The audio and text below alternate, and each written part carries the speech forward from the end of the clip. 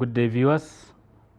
Welcome to a new edition of 30 Minutes, the interactive program of Trust Television with me, Manir Dan Ali. Our guest today is someone who started out as a medical scientist, trained at the university, switched on to management, which he studied up to a PhD level, was a student union activist, local government chairman, commissioner in Rivers State, and director general of the Nigerian management, the NIMASA, the body that deals with Nigeria's interests in the maritime industry. And before then, he was also in the House of Representatives.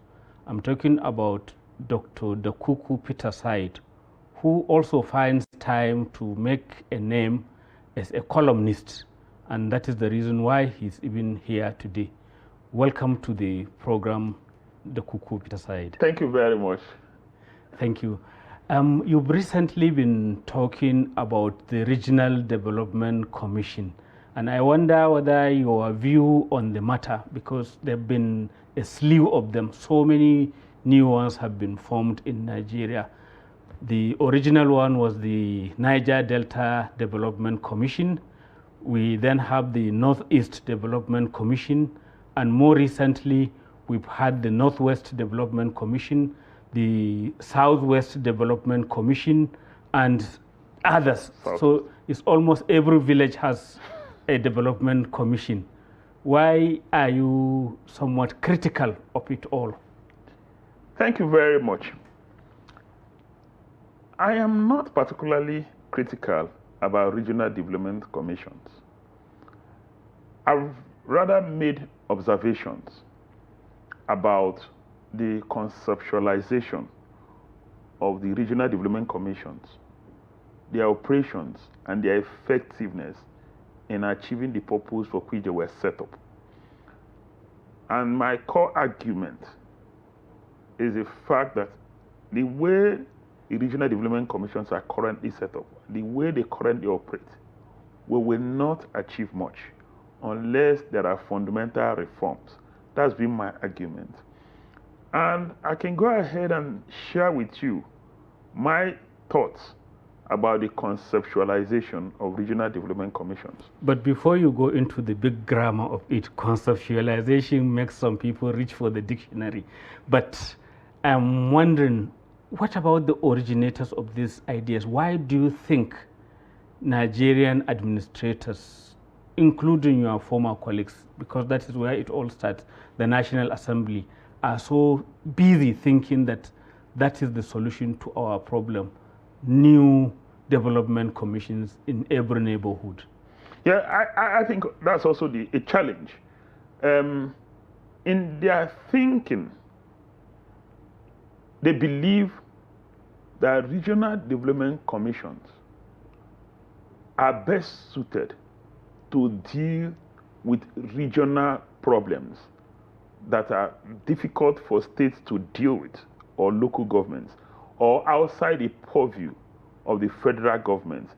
They believe that each region has its own specific challenge, and that the federal government or the center is not in position to see what is going on in all parts of the country. And so if you want equitable development, if you want targeted development, they believe that regional development commission or commissions is the key, or the platform, or should be the driver, and they believe it's a strategic move. But wouldn't it be counter to those who argue that already the federal government is so strong? Why are you adding another layer of the federal government that is closer to the state and in between Abuja and the states? You're very correct. The persons who put up that argument have very cogent reasons.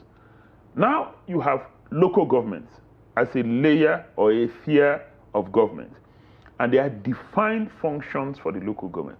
If they're failing in that function, I think a right thing is for us to find out why the local government is failing in the discharge of our responsibilities. Now, the state government, which is now another tier of government, has its own functions clearly defined. And if they're also failing, we need to find out why are they failing. The federal government, which has responsibility, whether for the conduct of foreign affairs, for military, for security at the national level, and all of those things, have their own functions defined. And so if the federal, state, and local government are all failing in their responsibilities, it simply means failure of government.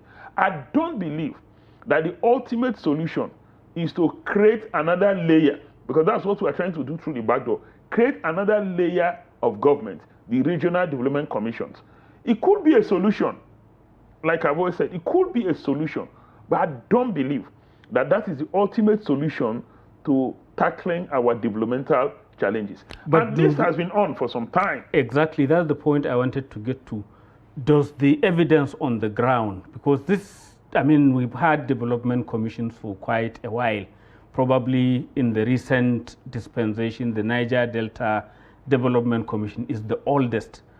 Does its performance support the thesis that they help in development, they bring government closer to the people, and they achieve something that other layers of the government are not achieving? My answer is absolutely no.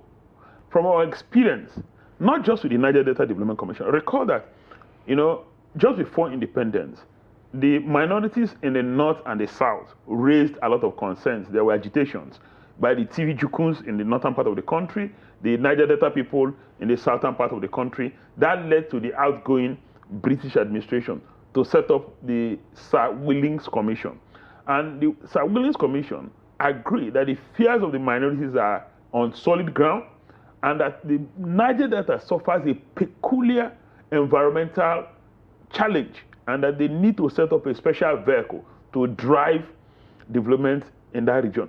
That was, at the time, we had three regions of the country: the northern region, the eastern region, and the western region, even before the coming of the midwestern region much later. Now, you need to understand context. At the end of the Willings Commission, at independence in 1960, they set up the Niger Delta Development Board. 7 years down the line, it was riddled by a lot of challenges. It was dissolved because it didn't achieve much. The Niger Delta remained underdeveloped, remained challenged. Poverty was still prevalent. But now, probably the officials got fat.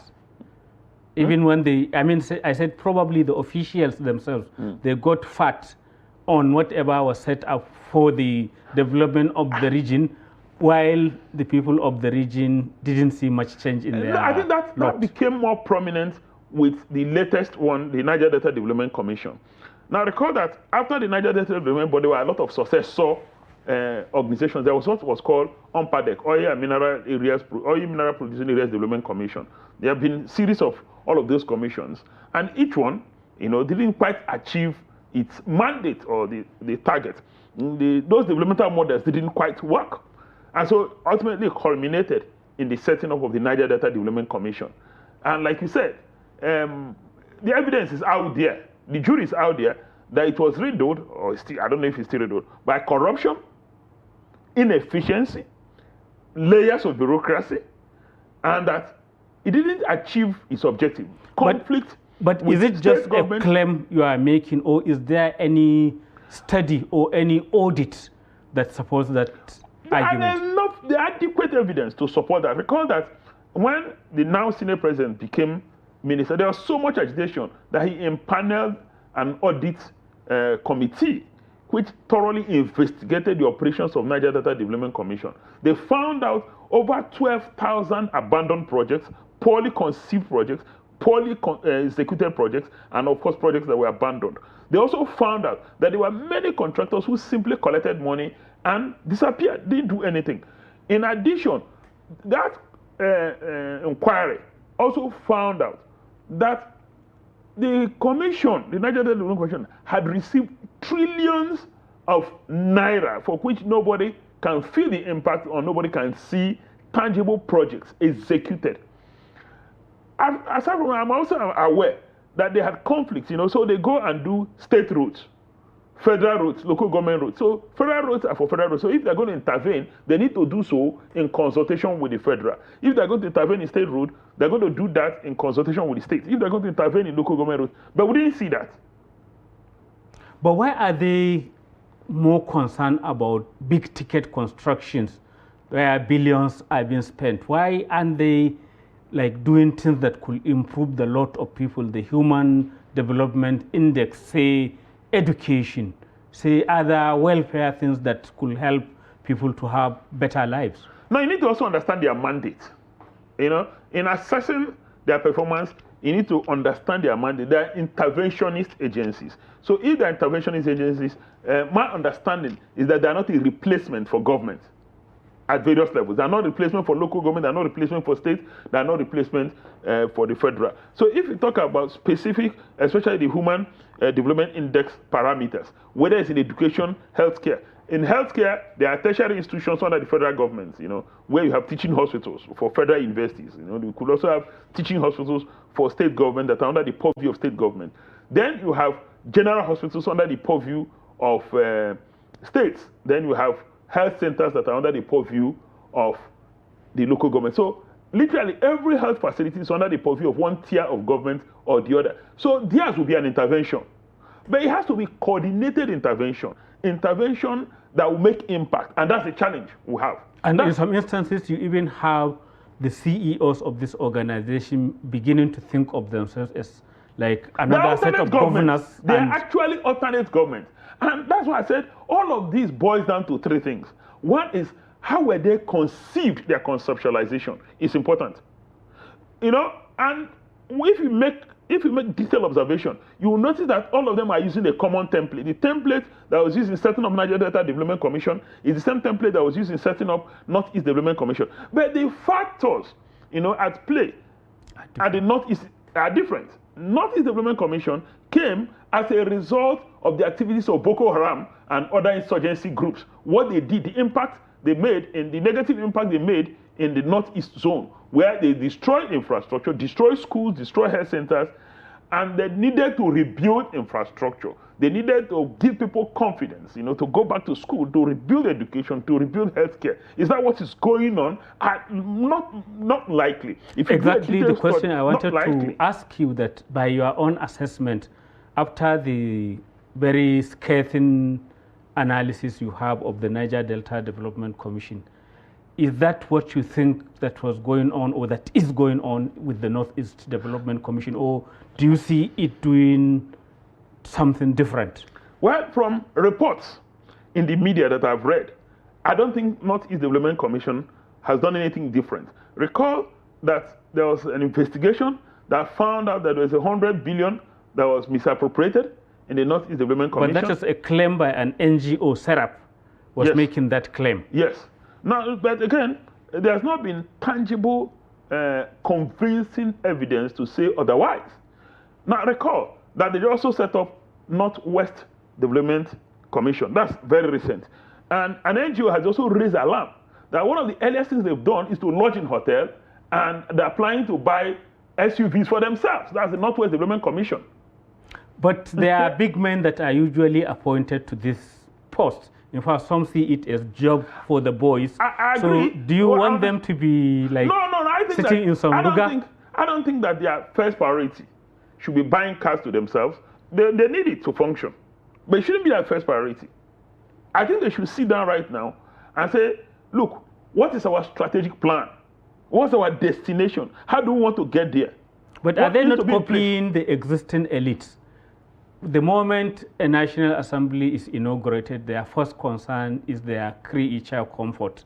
They are buying jeeps and whatever. We're saying exactly the same thing with the president. It is his aircraft and his new Escalade car. We're saying exactly the same thing. Placing the cart before the horse.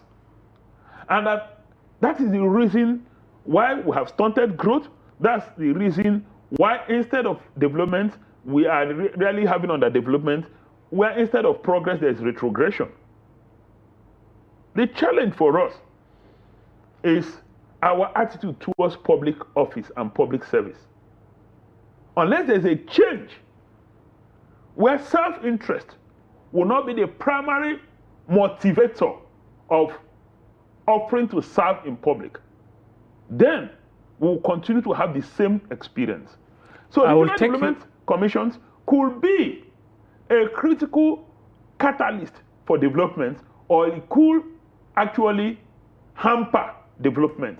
And in the current context, the way it's conceptualized, the way it's managed, the way they execute their projects, I am scared that they're not serving that role of being a facilitator of development. That's simply just platform for people to enjoy patronage from government. I will want to take you up on that, especially the bit about doing something differently, when we resume the conversation after this short break. Viewers, it is 30 Minutes, the interactive program of Trust Television, and our guest today is Dr. Dakuku Peterside, a well-known student activist who turned into a federal government official at NIMASA as DG. Welcome back. It is still 30 Minutes, the interactive program of Trust Television, and our guest today is Dr. Dakuku Peterside. We were talking about the corruption or the misplacement of priorities by governments generally. They are always concerned about their jeeps and their personal comfort. Personal comfort, just as you put it very well. Did you do different? Because you served in government, but from local government, the National Assembly. I don't recall you, recall you rejecting your jeep when it was allocated to you either at the National Assembly, and certainly you may even have a number of them when you are boss of NIMASA. All right, thank you very much. I want anybody to go and verify this. Anybody to verify it. I want anybody to verify this. I was in NIMASA.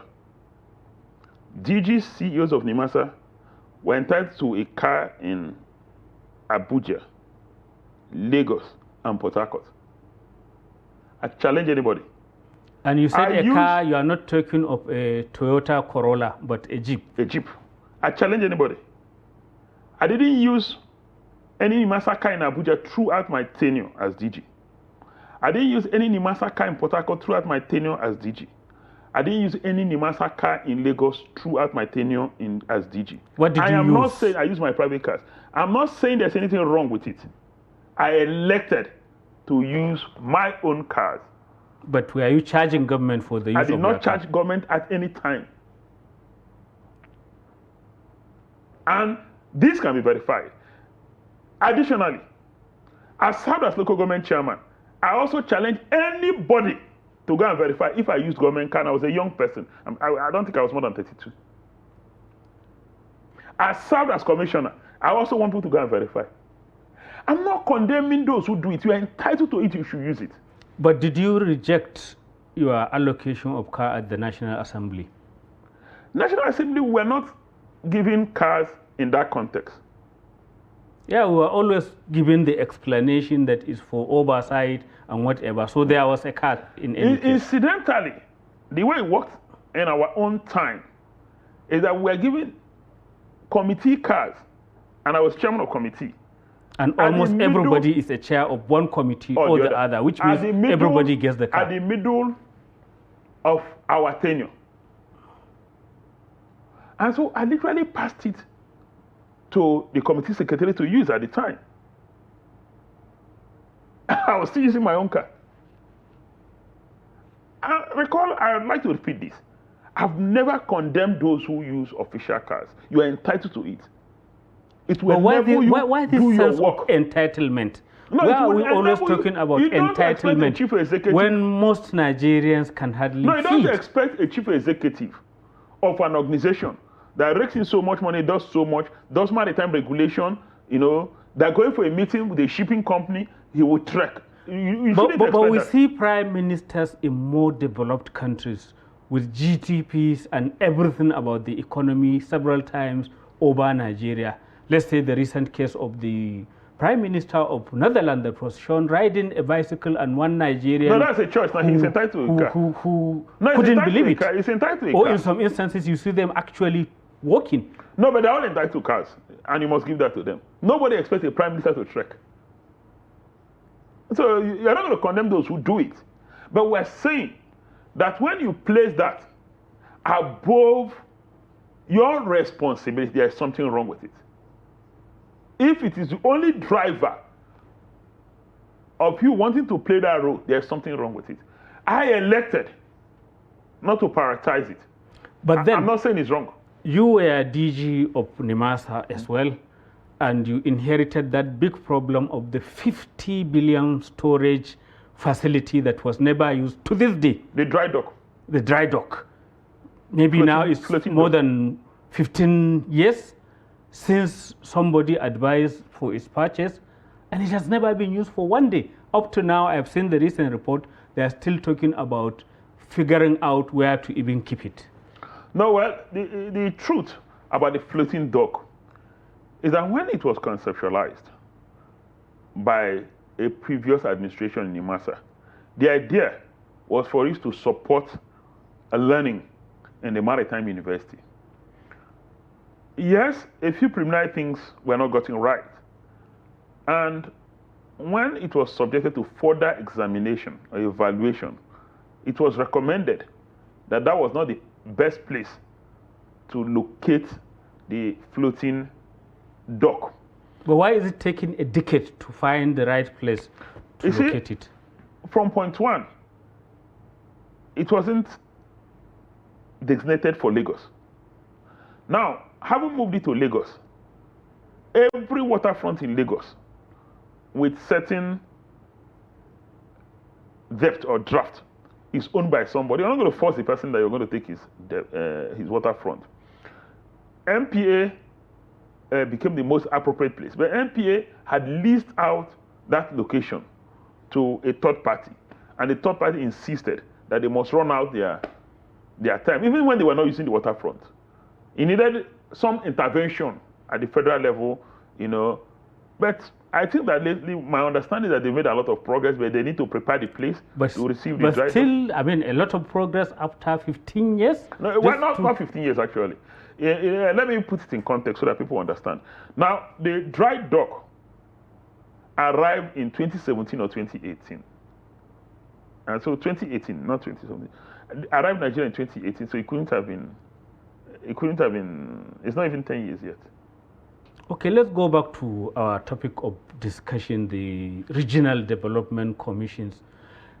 Now we have so many in each neighborhood: North Central, Northwest, Southwest, Southeast, South even is asking for another one, just have to have apart from the Niger Delta. The Niger Delta is this with oil, but the South, yes, it's a different thing. So why this Me Too contest? Well, it's one challenge with a poor concept of federalism. When we have a wrong understanding of federalism, then whatever we have in one location, we want to have in all locations. But that's not how federalism works. We are all unique, and we should look at our areas of strength and weaknesses. Optimize our areas of strength, address the gaps in our areas of weaknesses. But that's not how Nigerians see it. Nigerians, when we're setting up university, we want to set up universities in all states, whether it's viable or not, whether it addresses any need or not. And until we deal with that mindset, we'll continue to run around the same location. But why is the National Assembly, where all this is coming from, why is it that politicians don't maybe have the ability to want to do the right thing? They just want to do what they think will please the electorate, and even if it doesn't make sense, because you've just mentioned universities, we are not able to maintain our current universities.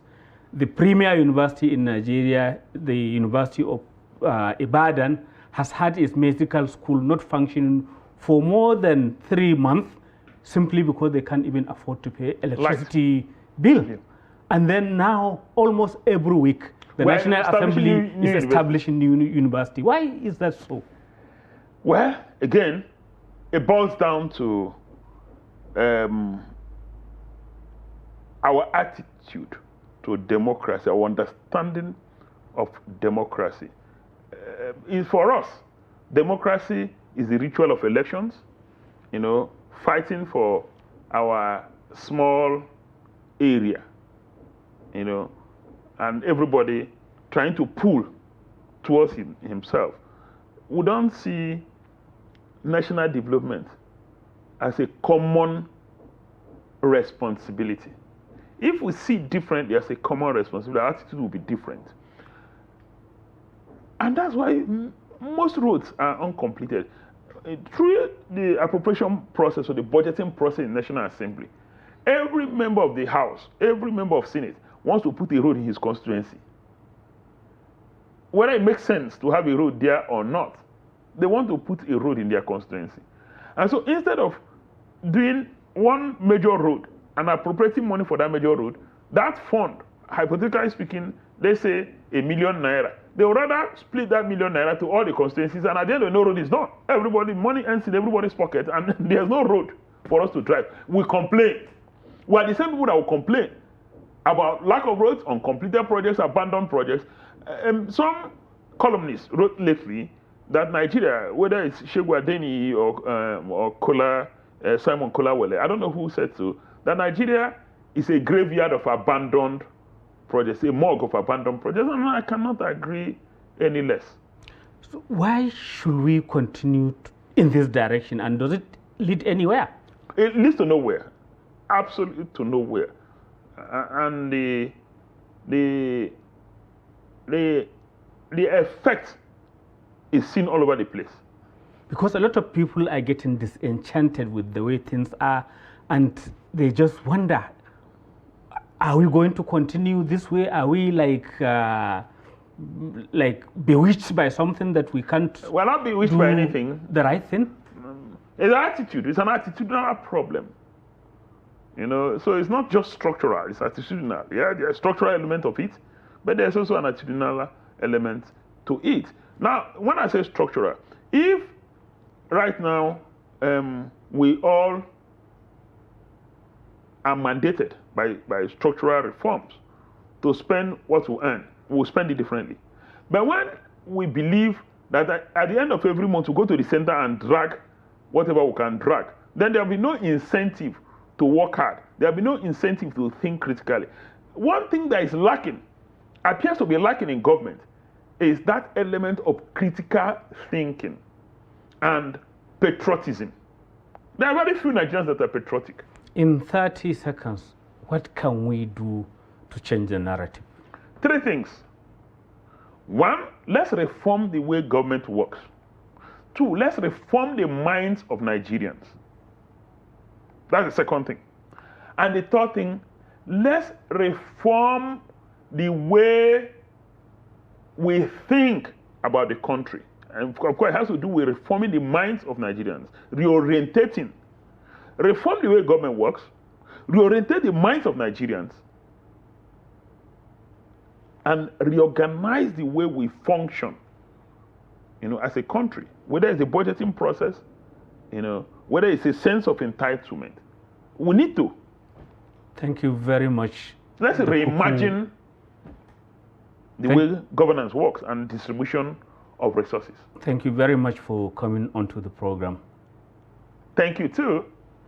Viewers, that's the end of this edition of 30 Minutes. Keep it with us.